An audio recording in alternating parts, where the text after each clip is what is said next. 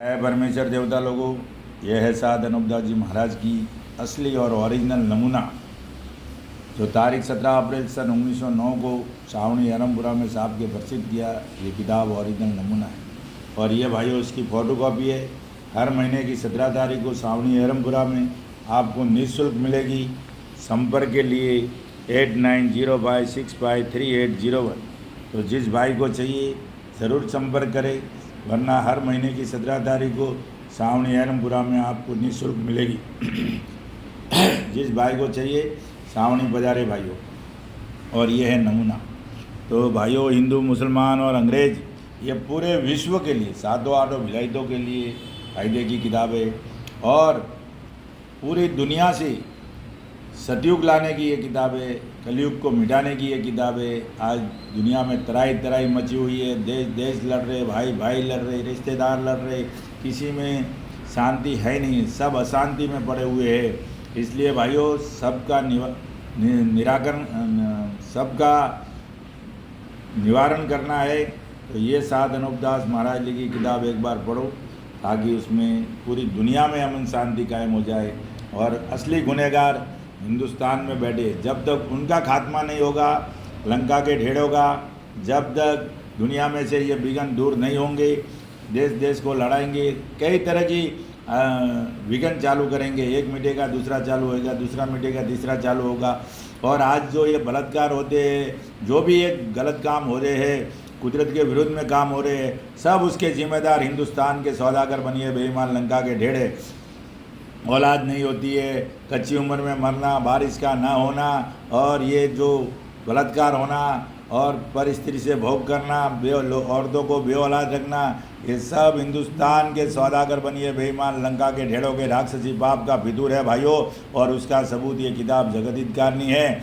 आज इस किताब को रोकने के लिए गौजेड़ी, भंगेड़ी, चरसी, गर्दुल्ले लगे हुए हैं, बनियों के दलाल लगे हुए हैं। इस किताब को आगे नहीं आने दिया, वरना सतयुग तो कभी का आ जाता। 117 साल हो गई है और आज भी कुछ लोग लगे हुए झूठी किताबों को आगे लेके चल रहे हैं और इसको पीछे रखने में लगे हुए। तो मेरे भाइयों, इस किताब को खास ध्यान में रखो, ये ओरिजिनल नमूना है। इसके अलावा दूसरी सब किताबें झूठी है। अनूपदास जी महाराज ने एक ही किताब लिखी है अपनी खुद की प्रिंटिंग प्रेस में, बाकी सब झूठी किताबें हैं। और उस किताबों से काम करोगे तो कभी भी बच जाओगे। हिंदुस्तान का सौदागर बनिया आपको बहुत बड़ी तकलीफ देगा।